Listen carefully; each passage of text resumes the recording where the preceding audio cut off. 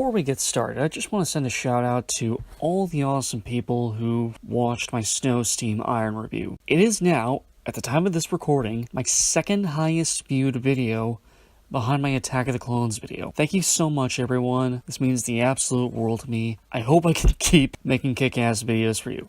Now, on with the review. The year is sometime in the 1960s, and 20-year-old Baby Doll, played by Emily Browning, has just lost her dearest mother, leaving herself and her younger sister in the care of the stepfather, who is...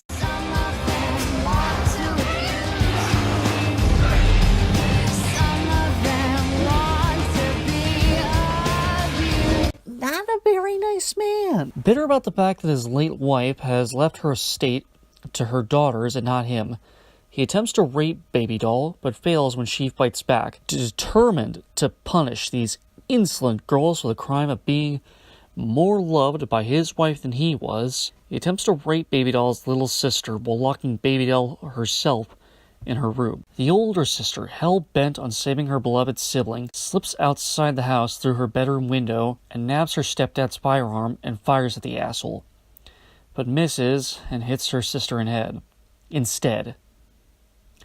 And that was just the first 5 minutes, people! We're in for a ride.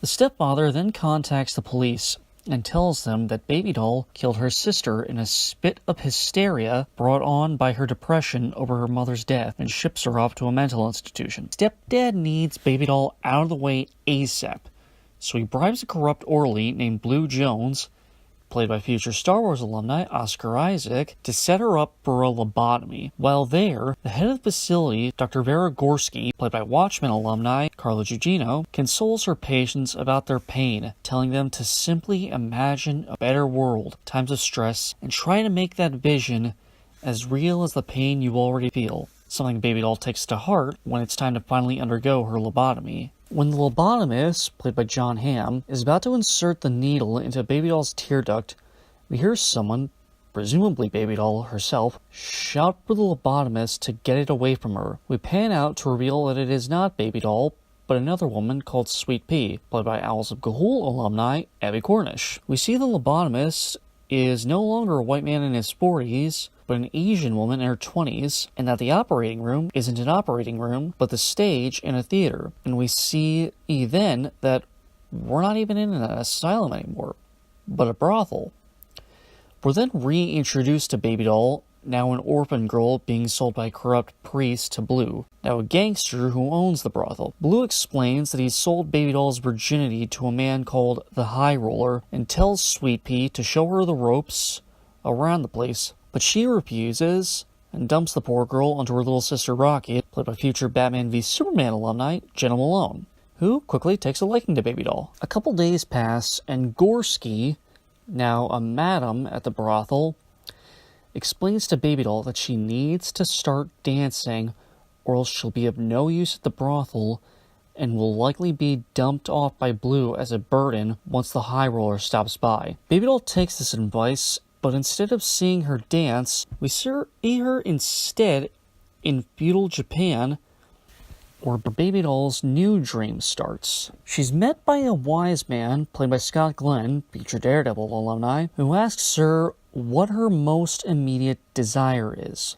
Baby Doll says she wants to escape from the brothel, or perhaps even the asylum. The wise man tells her that in order to do so, she must find 5 items: a map, fire, a knife, a key, and a mysterious 5th item that will require some sort of sacrifice, but that would result in a, quote, perfect victory, unquote. He then offers her a katana and a Colt 1911 pistol, the same gun she'd used against her stepdad earlier in the movie, and tells her that her journey starts when she touches them.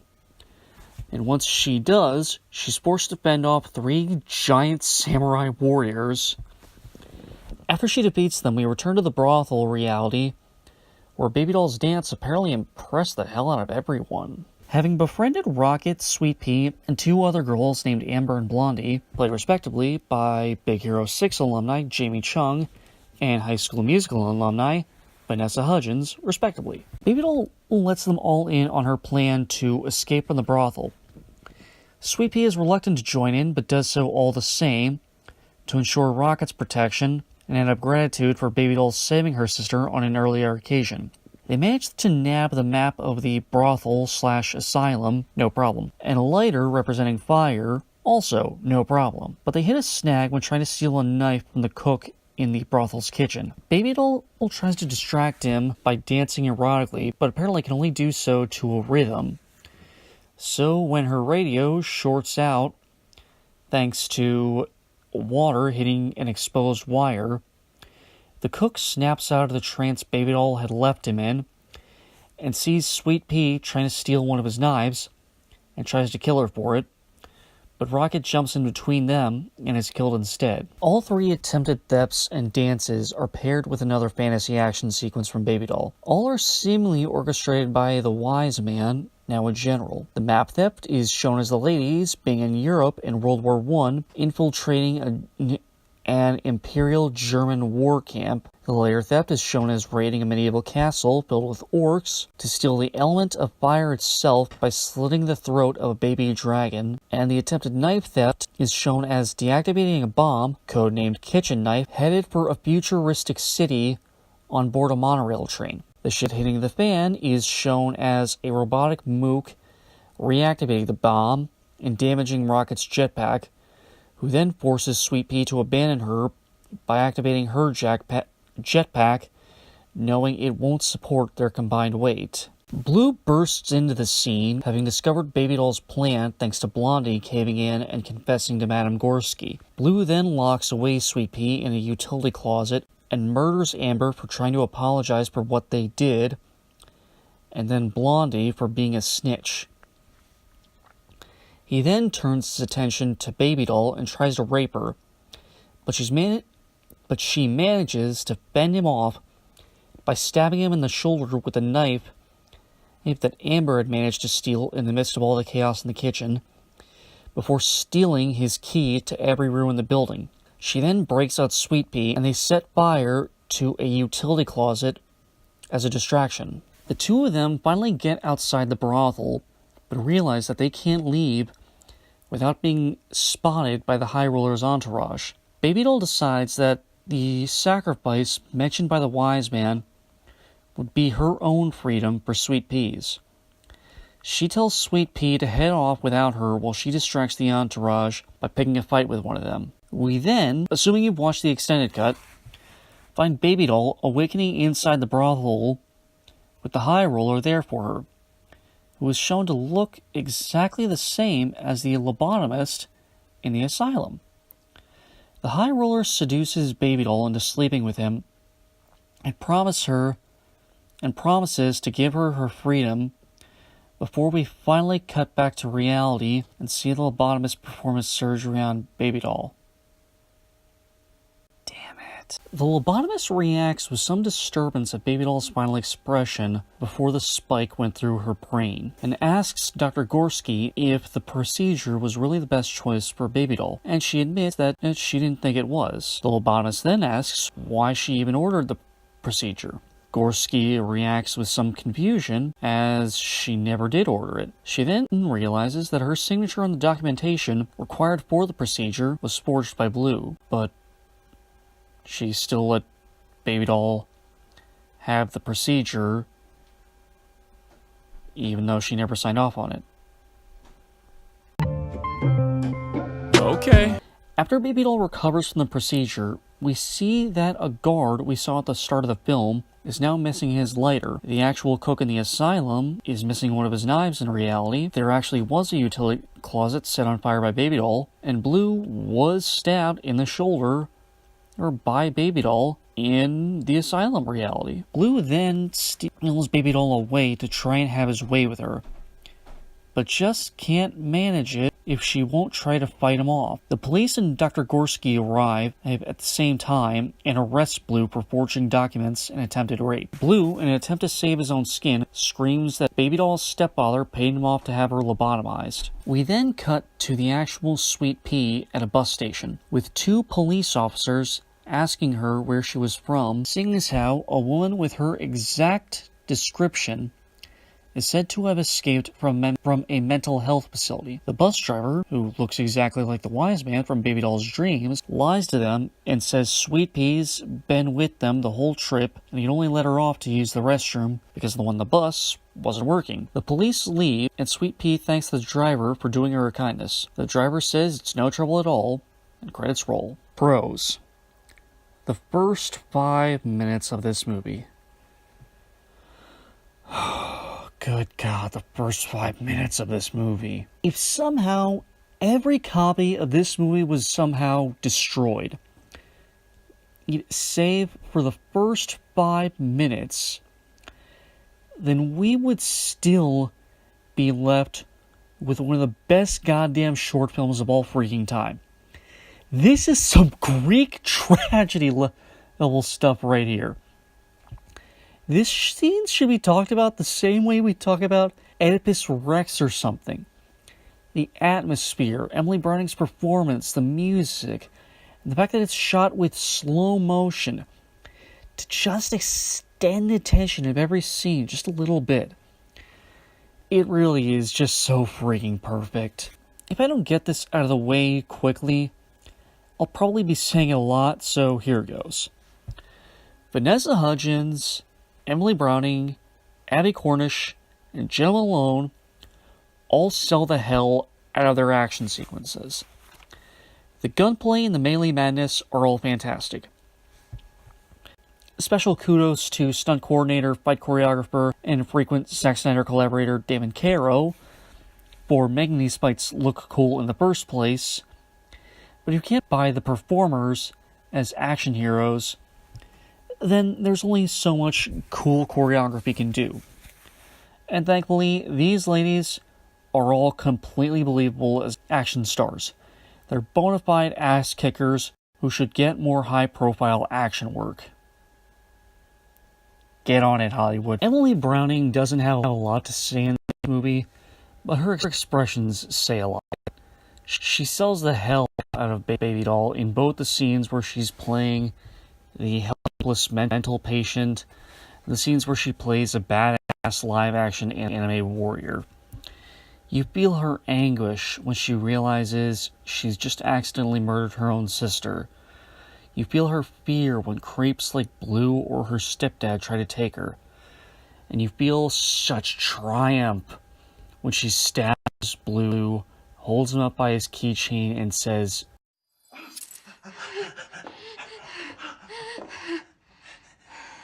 "You'll never have me. Ever." It is just so damn satisfying to show that even as a meek orphan stripper girl or an orphaned mental patient, she still has every ounce the courage of the live-action anime warrior. Also, one detail that I really like is that in the fantasy world she imagines herself in during her dances, we see Baby Doll wielding a katana, like the little letter opener that her stepfather had earlier in the film, and she uses the same pistol make as the one she used against her stepdad. I like how these symbols associated with the man that threw her in her prison are now being used to help her gain her freedom. I mentioned in the plot summary that Abby Cornish was in Owl's Cahool, but I didn't talk about her in my Owl's review because, honestly, I didn't really like her character there. She didn't add very much to the story beyond make Gilby jealous when Soren started to like her. Here, though, she has a much better role. She plays somewhat of a grumpy character, and it's pretty clear from the start that of all the girls, she probably hates the asylum most. When we see Baby Doll first arrive, you see Rocket, Amber, and Blondie all sitting at a table playing cards together, but Sweet Pea is off by herself up at the edge of the amphitheater, sitting on a bed.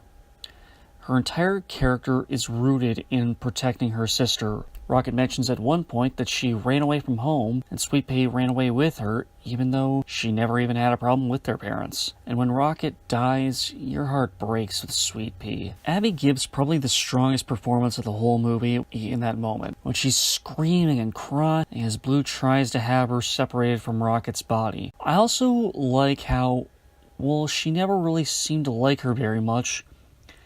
she still tries to talk Baby Doll out of sacrificing her freedom for hers.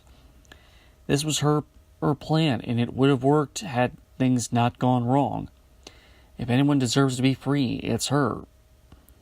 But she keeps on, almost out of respect for Baby Doll and what she did for her. Jenna Malone as Rocket is by far the most likable character in the film. The minute you meet her in Baby Doll's brothel fantasy, you can tell she's someone you can feel safe with. Everyone else will either step on you or just over you, but she's the one who will actually make sure you're put back on your feet. I also like how she sacrifices herself for Sweet Pea. Her big sister basically ruined her own life just to keep her safe, and now Rocket gets to do the same for her. And the fact that her last words are literally saying, "Tell Mom I love her," you can almost take that as an apology for ever running away at all. It breaks your goddamn heart, man. Rest in peace, Rocket. You know how I said Abby Cornish had the best performance in the movie? Well, I'd say she's rivaled for that title only by Oscar Isaac as Blue Jones. The guy is literally a perfect fucking creep. If you're a fan of this movie, you already know about the scene where he talks about how it feels seeing all these other men touching these ladies that he feels belong to him. I've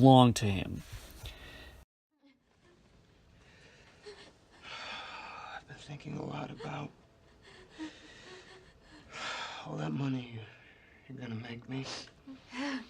And you'd think that would give me pleasure. I mean, I'm in the business of pleasure. But you know what it makes me feel like?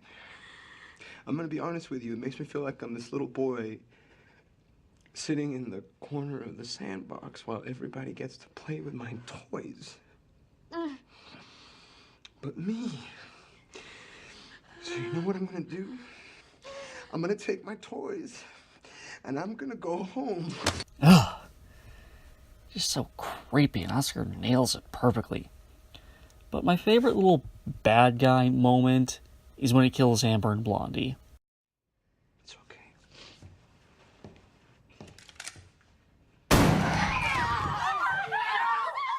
Okay, calm down. This will all be over soon, and we can get back to business as usual. Blondie, I want to thank you for everything that you've done. I'm so sorry. The thing is, we hate snitches, so...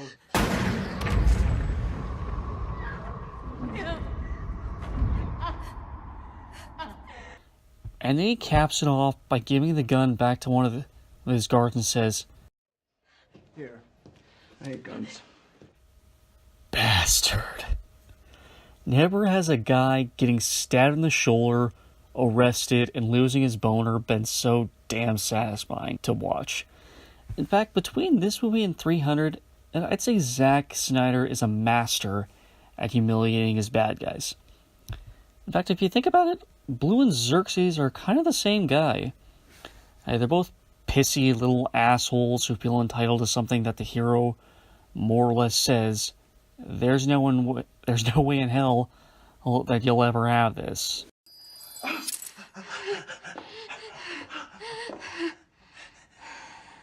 never have me. Ever. The world will know that free men stood against a tyrant, that few stood against many. And before this battle was over, that even a god king can bleed. Ever. Jamie Chung's Amber and Vanessa Hudgens' Blondie aren't as well developed as Baby Doll's Sweet Pea and Rocket, but they both do a good job. You'll note that I haven't actually talked too much about Jamie so far. That's because she's actually not involved in any of the action here. In the World War I sequence, she's piloting this little Jaeger mech type thing, and in the train and castle sequences, she's flying a World War II bomber plane. And she does a good job in just reacting to everything, but the real test is when she's in the brothel scenes. There's an early sequence where Baby Doll has to perform for the mayor of, let's see, is this, oh,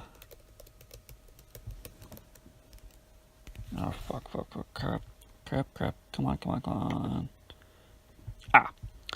The mayor of Brattleboro.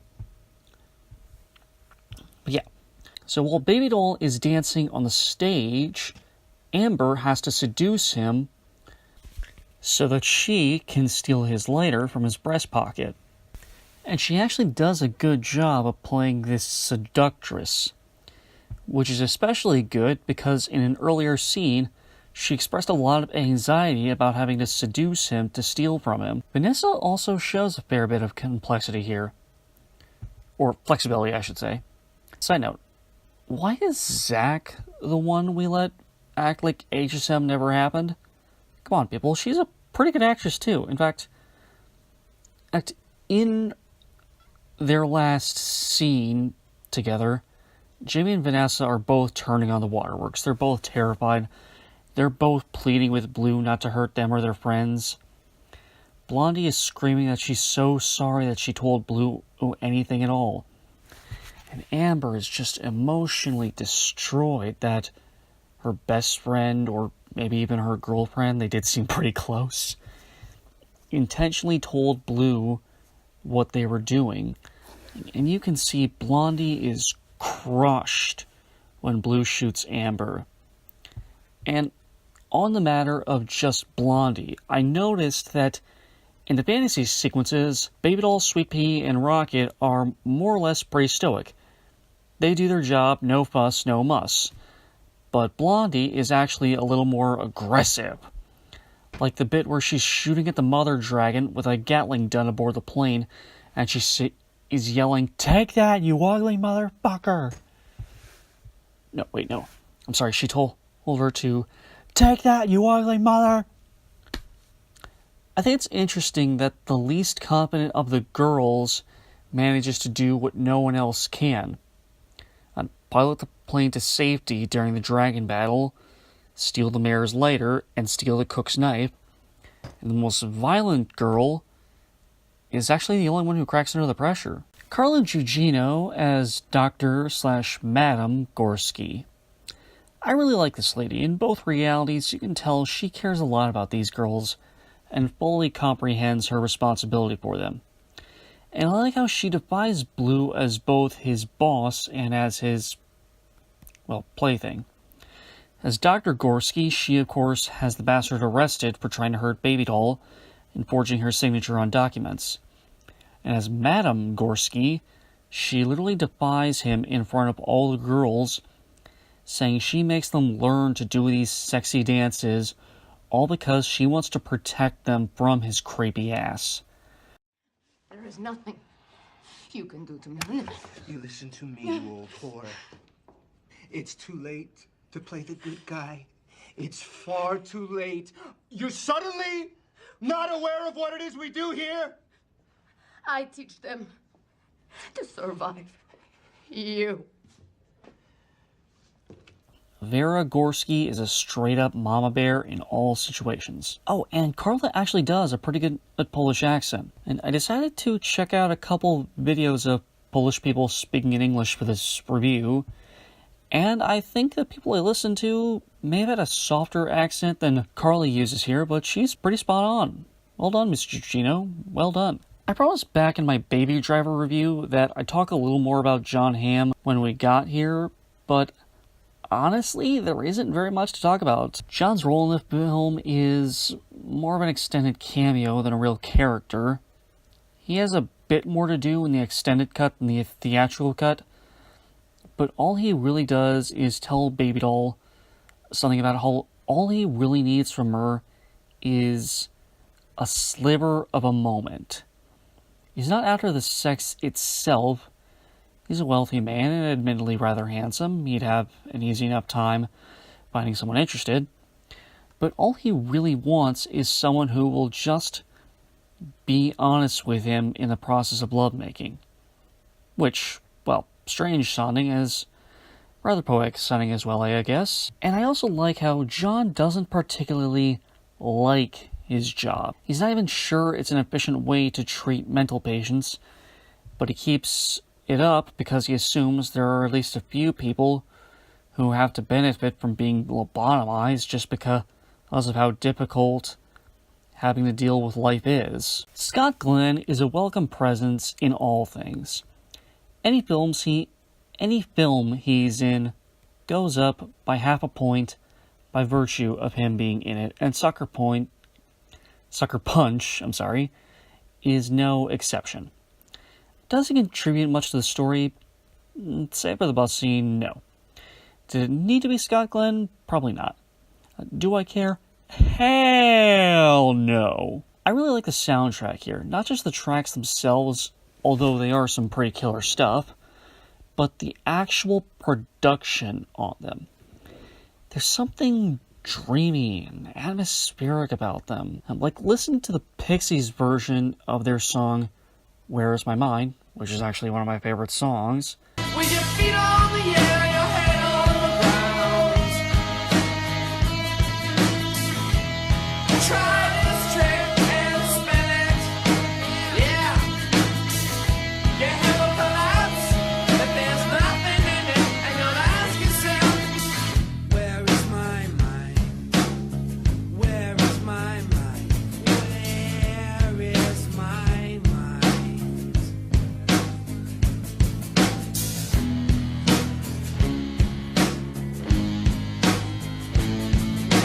Way out in the water, see it swimming.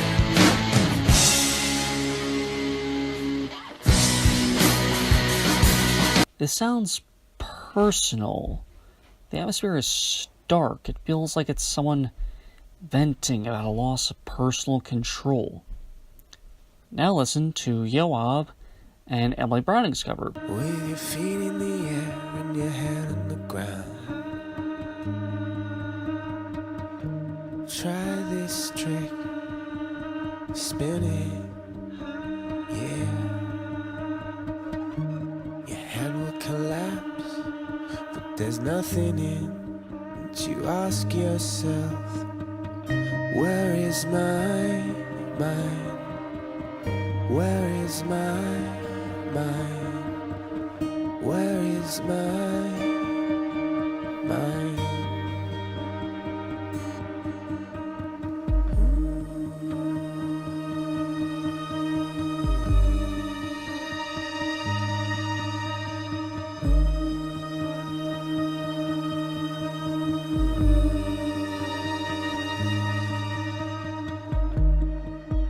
I was swimming in the Caribbean.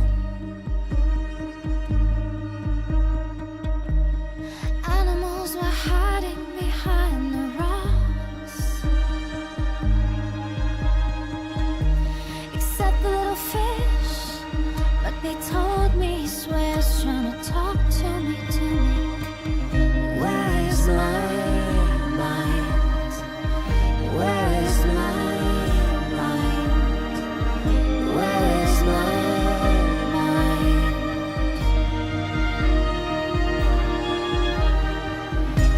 Way out in the water, see it swimming. Where is my mind?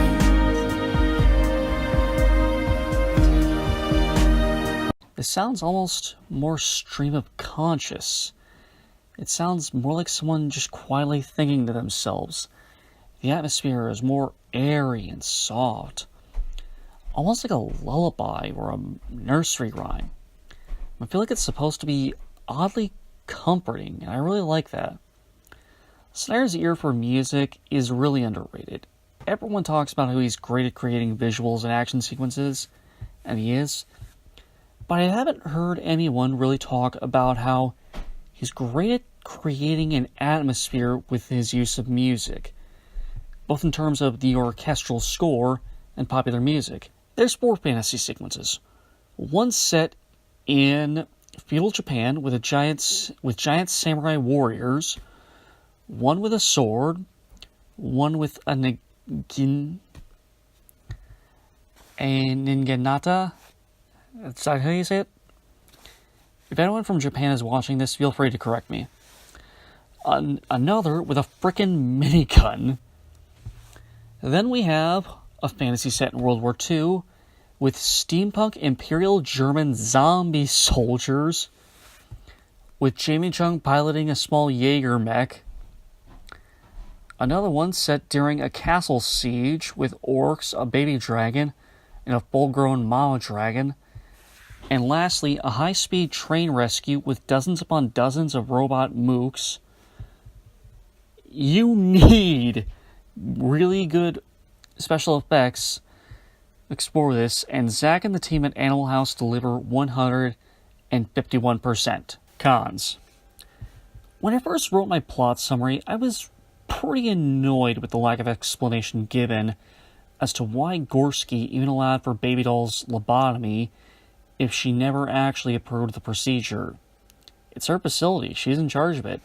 Even if Blue forged her signature, she would still have to talk to John Hamm once he arrived to make sure everything was ready for the procedure. However, I didn't just want to jump down the movie's throat for it, so I chatted with my friend Dania, who is not only a fan of one Zachary Edward Snyder, but also a contemporary of mine in the world of nerds who like to talk about movies and occasionally argue with verified accounts on Twitter. She has her own page on Blogspot called Fuck Your Boys Club, and she's actually one of this movie's biggest defenders. She actually has a whole post explaining why it's an underrated gem, and we basically chatted for a couple minutes about this plot point. And we came to the conclusion that Dr. Gorski likely assumed it was court-ordered, which... okay, that's a fair explanation, but I still feel the need to ding this movie for the fact that I had to discuss this with another fan and come up with a headcanon to explain this one pretty crucial plot point.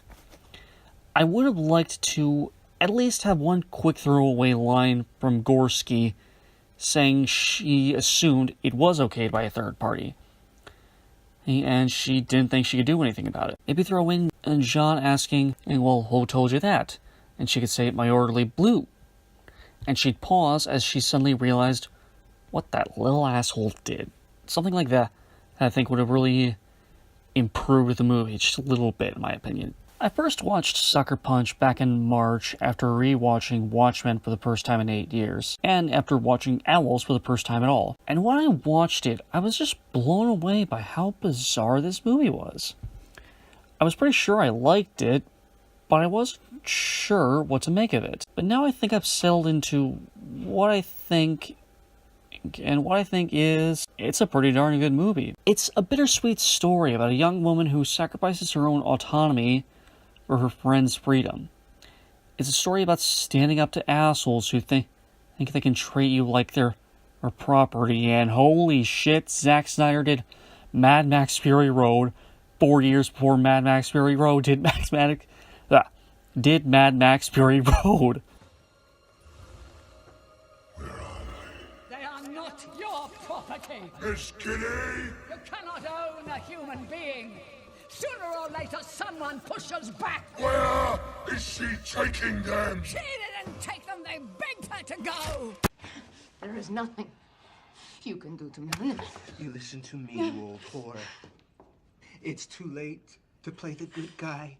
It's far too late. You're suddenly not aware of what it is we do here? I teach them to survive. You.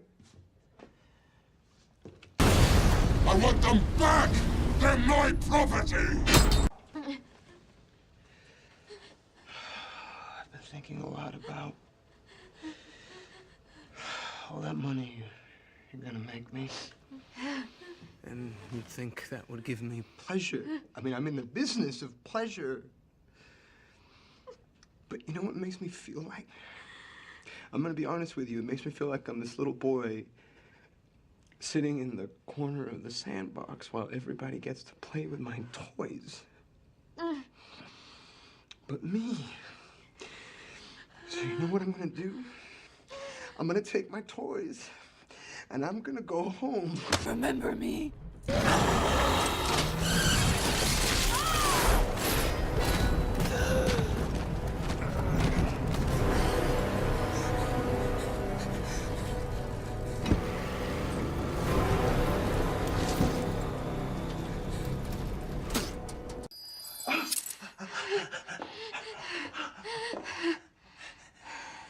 You'll never have me. Ever. holy crap, all this movie now, it's now is Tom Hardy. Actually, come to think of it, I think I like this more than Fury Road, because unlike Fury Road, the story is actually about the struggle of these women to obtain their freedom. Whereas in Fury Road, the 5 wives are basically to Furiosa and Max, what the Ark of the Covenant is to Indiana Jones in Raiders of the Lost Ark. And plus, I think Blue is more of a relatable asshole. He whines about how not having access to the girls makes him feel, whereas Immortan Joe is just a cruel dictator who needs an heir that is smart and physically fit. You don't really know anyone like Joe, but you've probably met some people like Blue. You've met people who feel like they're entitled to women in a way that is just pathetic. Just genuinely pathetic. But anyways, back to the movie itself. This movie is something that I put in the same camp as Watchmen. It's a film that I respect more than I actually enjoy it. This is also the first and so far the only thing Zack Snyder has ever made that wasn't based on something that already existed. And I'd say it's a pretty interesting creative effort from him. It shows you what Zack can do when he's allowed to work from his own brain. And I'd say kudos to him. So with all that said, on a scale of my own personal enjoyment, I'm going to give Sucker Punch a 3 out of 5. And on a scale for artistic achievements, I'm going to give it a 3.75 out of 5. Alrighty then, that's all settled up. All of Zack's pre-DCEU films are reviewed. Hey, when does Justice League come out, by the way? November 17th. Okay, that leaves me a month and some change to do Man of Steel, 300 Rise of an Empire, Batman v Superman, Wonder Woman, and maybe Suicide Squad. Oh boy. Anywho, thank you for watching. I hope you've enjoyed this review. And if you did, like this video and subscribe if you're feeling so inclined. If you look in the description, you can see links to my previous reviews. I recently re-uploaded my review for 300. So go give that a watch if you wanna. My last Snyder review was for the aforementioned short film, Snow, Steam, Iron. My last review for a full-length film from Zack was Owls of Ga'Hoole, a truly delightful animated film that I really just loved. And my last review period was my review for the new Kingsman sequel, which, spoiler alert, I did not give as glowing a review as I did to this movie. Take care, everyone. Woodstock out.